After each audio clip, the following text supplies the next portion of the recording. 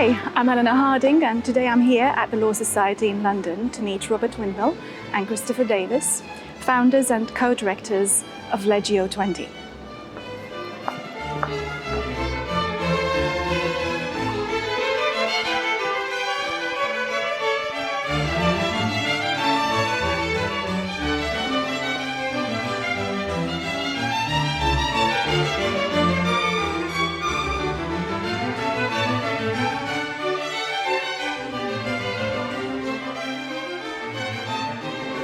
Robert Windmill is an international corporate lawyer specializing in M&A. In the 1980s, he headed up the M&A department of a leading London City law firm.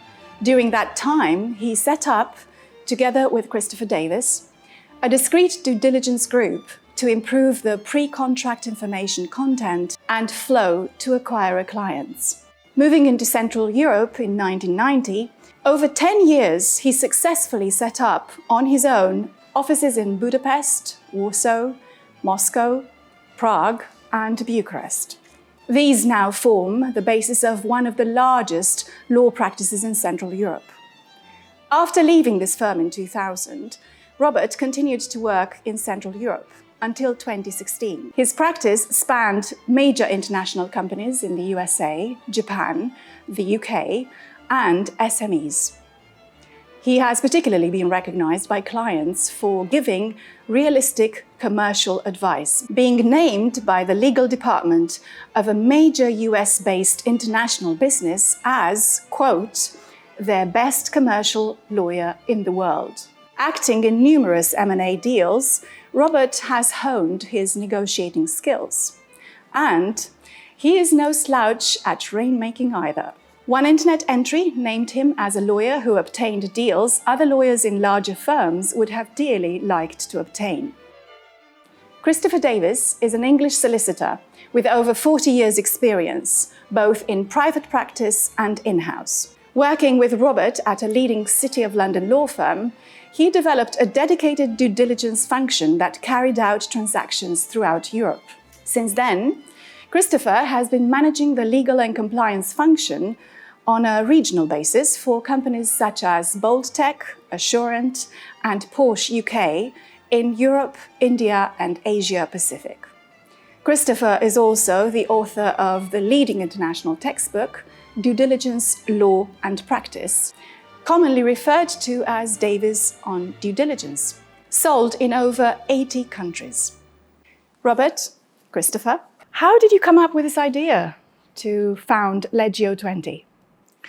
Well, in the 1980s, I was leading an M&A group in a large City of London law firm. There were a lot of M&A transactions to do, and it certainly occurred to me that we needed to organize due diligence on a rather different basis in which it had been done previously.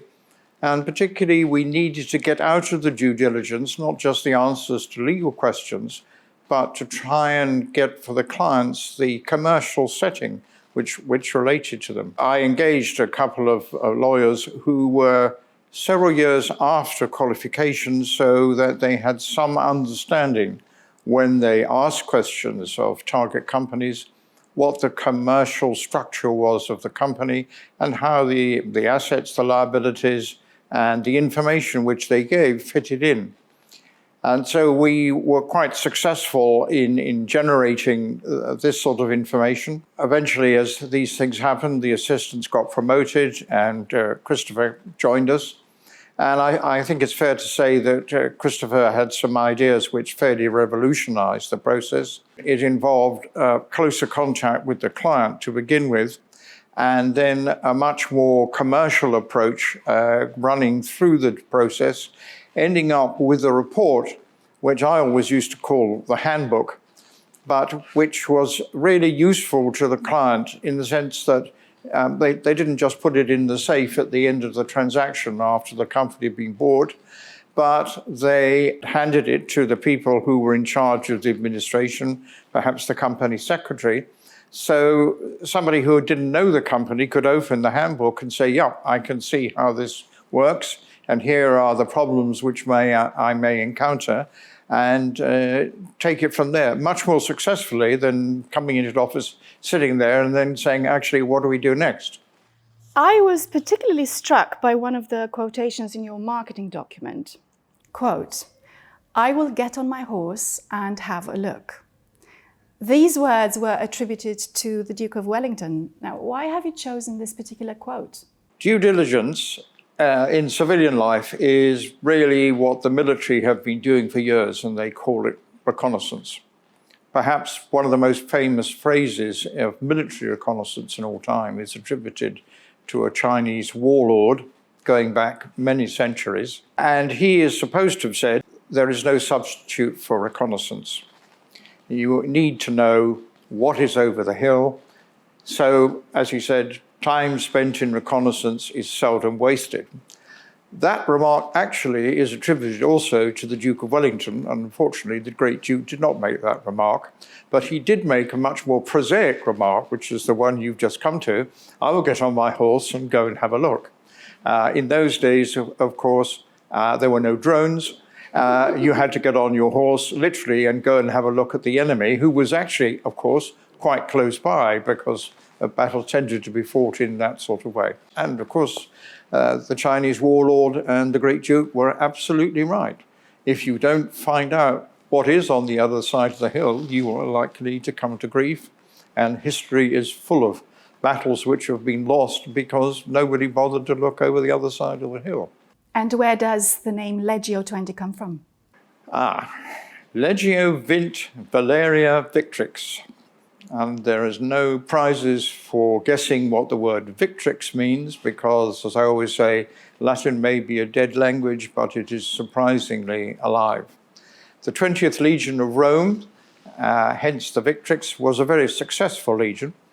And I've no doubt it was successful because its commander practiced successful reconnaissance and did see what was over the other side of the hill, and realized where the strengths and weaknesses of the enemy were. Now, as I'm sure you're both aware, there are plenty of organizations out there that carry out due diligence. What makes LegioXX different from them? The premise that we start with, which is based on the statistical analysis over the decades, is that most acquisitions fail.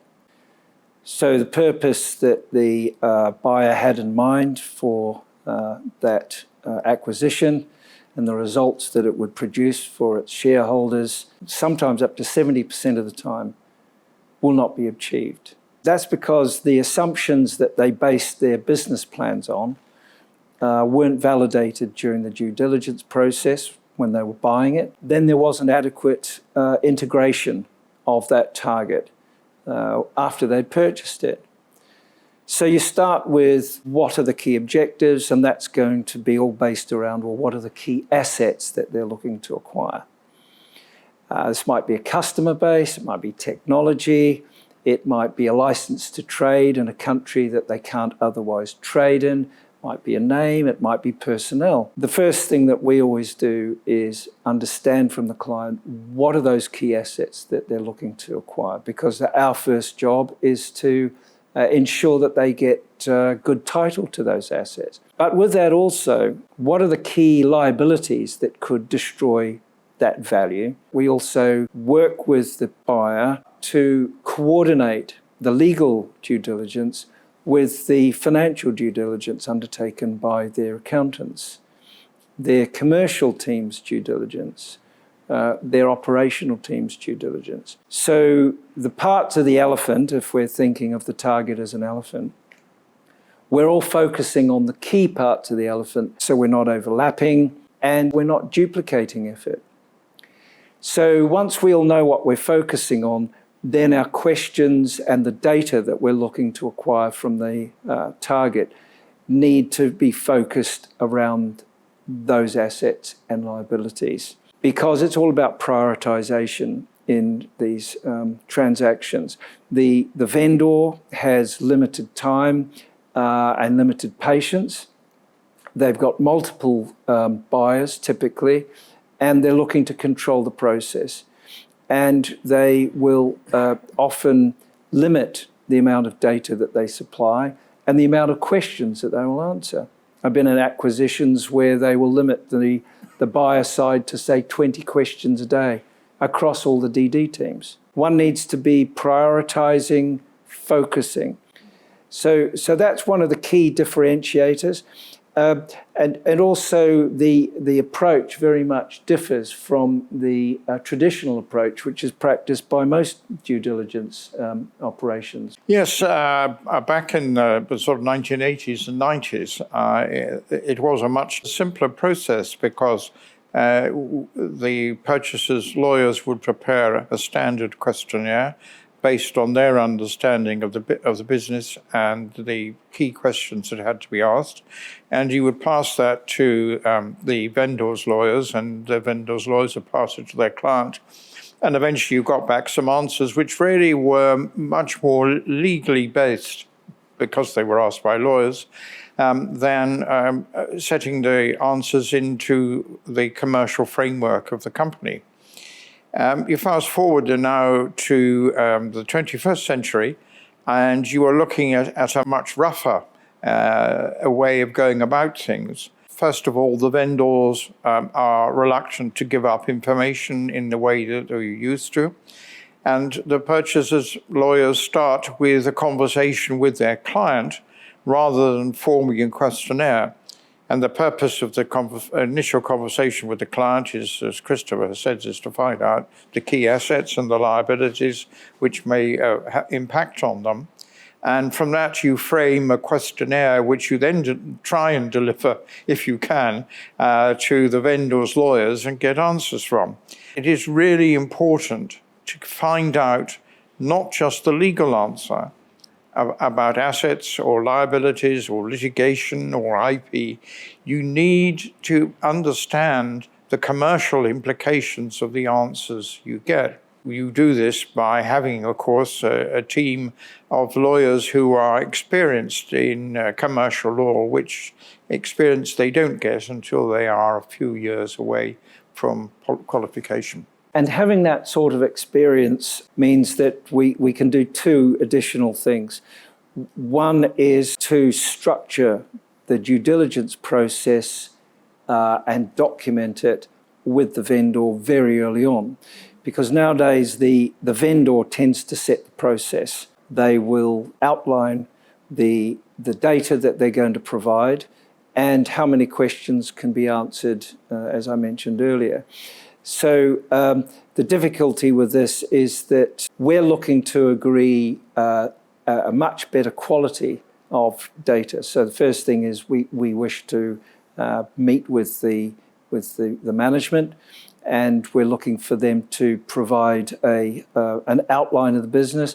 And this is quite often done, but very limited. We wish to supplement that by being able to have a question and answer period with them and their in-house lawyers to properly understand the legal affairs of the target. And then secondly with that, we're looking to input after the due diligence has been undertaken into the legal documentation that the purchaser's lawyers are producing, what problems have arisen, in which case those need to be plugged as best as possible with warranties and indemnities. So with a skilled set of lawyers that we have, we're able to bring that structure into the legal documentation to assist the buyer's lawyers. The other thing that's worth mentioning in the analysis of the data, as Robert referred to earlier, is artificial intelligence. This is increasingly being brought into due diligence exercises. First of all, starting from the point of view of sorting out the massive documentation that the vendor has, in most cases, in many cases, dumped into an online data room, often without a lot of organisation, particularly as they will supplement data as time goes on. So, for instance, the all-important customer contracts might be in this folder from the first batch that they've put in, and this folder over here later on, and this one over there later on. And it's literally a needle in a haystack exercise. that's not their problem, it's our problem. Manually, one can be spending a lot of time searching and reorganizing this data. If one uses artificial intelligence to hunt out through searching across even scanned documents to identify where those customer contracts are, for instance, or the IT contracts and so on, so that they can all be aggregated in one place, then at least you've got a starting point to analyse the document. Also, AI can be used to produce some of that analysis. So you're looking, for instance, for all the customer contracts where they're ordered by the termination date. So you know when that customer's revenue is going to run off and when you need to renew that contract. Which brings us to the post-acquisition considerations. Typically, the buyer's going to be integrating the legal affairs, or indeed all of the affairs of the business, into their own operations to some extent. Why? Because quite often it's that economy of scale which is going to achieve the value they're looking to drive. The legal documents, those contracts, need to be brought over and integrated into the buyer's existing document management system. So if we know that during the due diligence process, then those can be stored in our systems according to the same order that the buyer's systems store them. Similarly with things like company secretarial records. So this will save a lot of cost and a lot of time and drive further value. The sooner that the documents can be integrated into the buyer's systems, the better. So it's that post-acquisition that we'll also perhaps talk through a little later as we talk further. Who are your targeted clients? Well, it's quite an easy question to answer in a sense. It's a bit simplistic and not fairly obvious. Anyone doing an acquisition is potentially our client. The trouble is finding the people who are just about to do an acquisition, and that's rather like looking for the proverbial needle in a haystack. There are particularly a group of commercial, and I call them commercial organizations, like family offices who are looking to invest the funds of the families who have set them up. And over the years, these offices have been very active in the acquisition market. But there are other reasonably obvious targets, such as professional firms who may or may not be involved in acquisitions.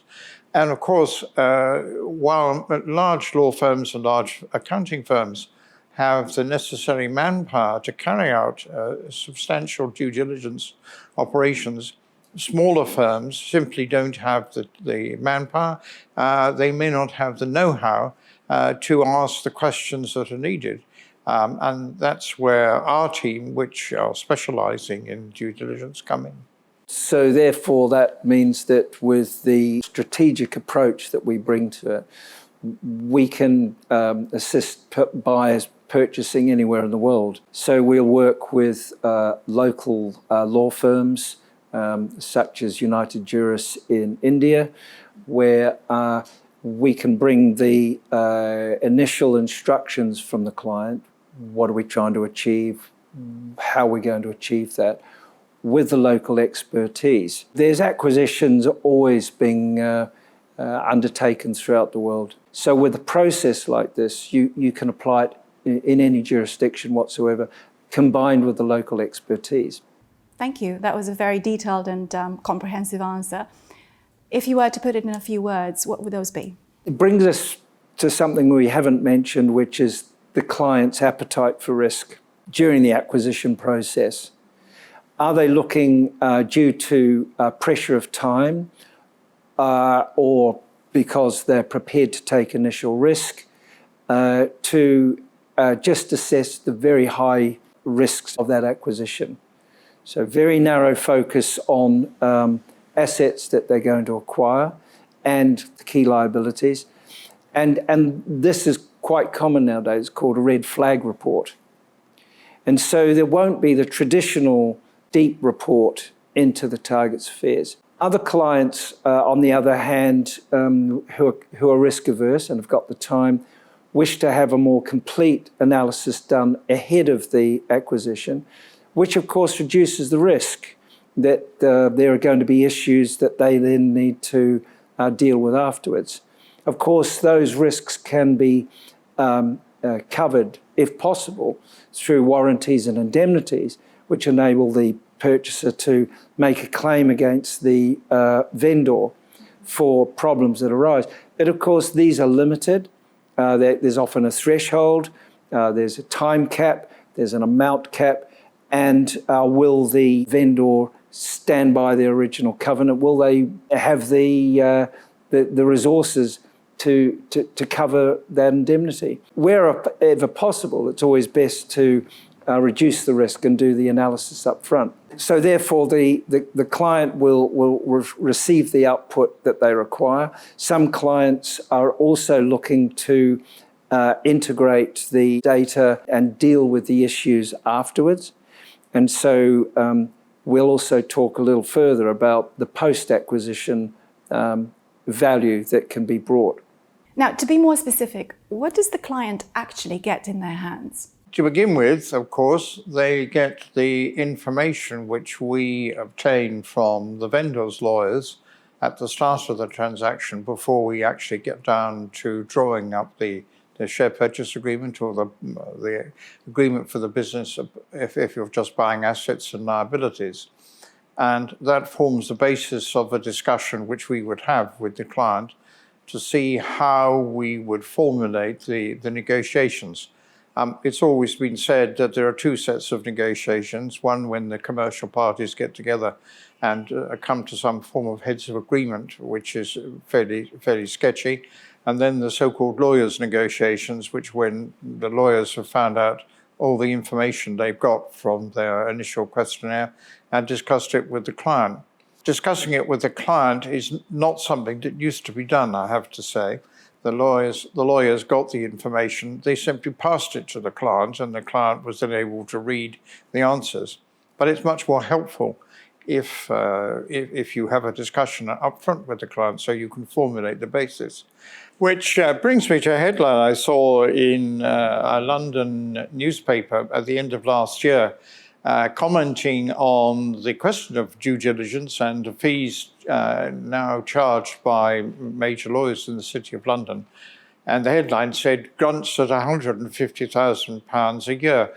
Grunts referring to junior lawyers who were supposed to be the people who did the due diligence, and 150,000 referring apparently to their starting salaries, which is extraordinary. But when you think of the way people do work nowadays and they talk about work-life balance, it is extraordinarily difficult for the big law firms in the city to recruit these people. Our disagreement with that headline is that grunts, i.e. newly qualified lawyers, are not the people to set about a due diligence operation. It really isn't fair either on the lawyer or on the client, because you may have done a 2-year training contract, you may have moved through various sections which are specializing in various areas of law if you're lucky enough to be in a firm like that.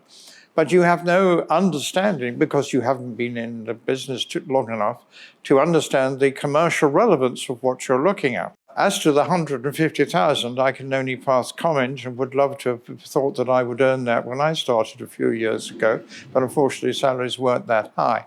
But, of course, what it does do is it runs straight through into the cost structure of the eventual bill.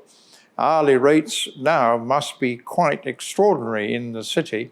I have heard some, and some of the bigger firms, of course, have at least 3 zeros after the first figure per hour. Perhaps the grunts don't quite get to that, but it's expensive. Our people are self-employed consultants. They are of partner status, but they are probably on a parity or less than the so-called grunts who apparently do due diligence work in the city, and that is commensurate with the fees that we charge. One of our prime selling points is in fact experience and cost. And as to the output of the due diligence after the acquisition, which typically that's where it does finish at the acquisition, we will organise the documentation in a manner, if required, that can be inputted into the buyer's legal systems. And also where they're looking to rationalise contracts, such as, for instance, they're looking to reduce the number of suppliers, again, to bring economies of scale. It's a matter of looking at those contracts that are going to be terminated to see what the terms of termination are. So that's the sort of exercise that we can also bring to it at the right cost. Also, there's the remediation of the issues that have been found. It's like a second-hand car. Any business, after a period of time, will have issues. Compliance issues, contractual issues, regulatory issues, which need to be dealt with. And so that ongoing exercise afterwards can be quite a considerable burden on a purchaser's legal team, if they have one. And so with our experience and cost base, we're able to assist the buyer with that sort of integration process, remedying issues, but also then dealing with obligations. Those might include where they're being monitored under the environmental, social and governance covenants that have been placed on them, particularly governance. If a company's being purchased, it's going to have different governance structures, boards of directors, thresholds for approvals which move up through the organisation. The buyer's going to wish to impose those on the new company. And this thing doesn't happen by magic. It's a methodical process that has to be gone through after the acquisition, and it's the sort of thing where our people who, not only external lawyers, but also previous in-house lawyers, such as myself, know the way that these things need to be done. Christopher touched just now on this question of contracts, and he was talking about customer contracts.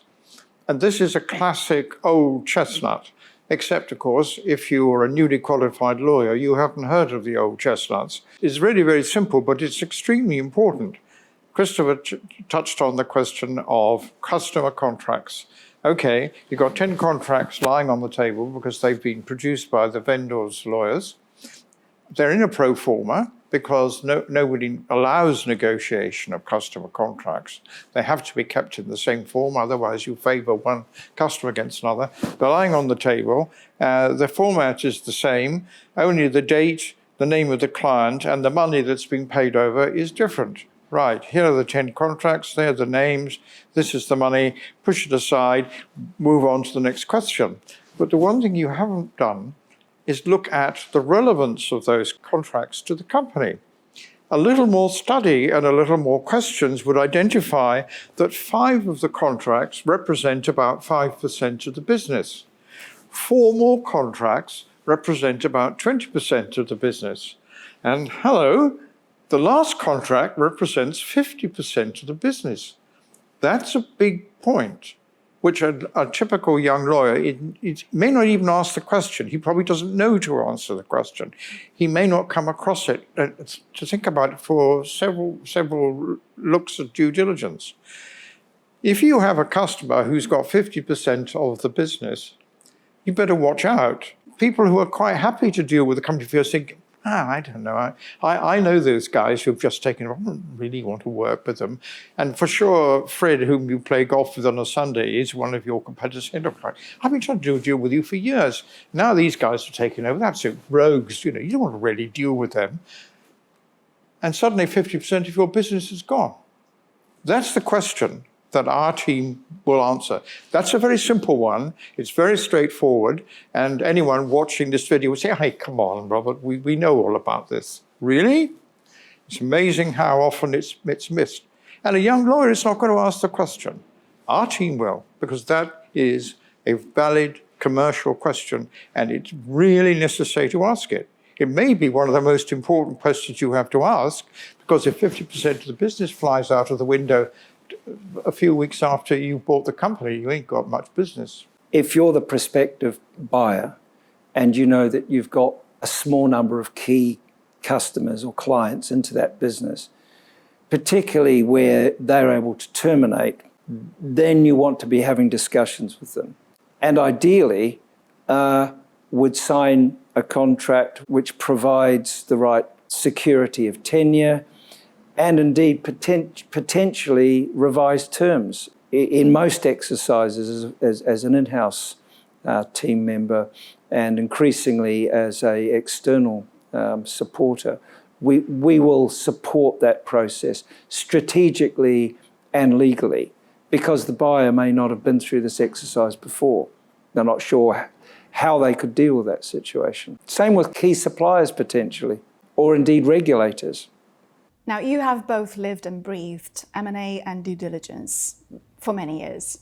You have an experienced team, the cost factor is good, your clients get useful information during the deal, and an insightful handbook on running the company's administration for use afterwards. All at a reasonable cost that certainly compares favorably with that of other organizations out there. Now, in other words, a bigger bang for your buck? Yes, I think that would encapsulate it. Christopher, Robert, grateful for your time. Best of luck to you and LegioXX. Thank you. Thank you, Eleanor. That's it from me for now, from the Law Society. Thanks for watching.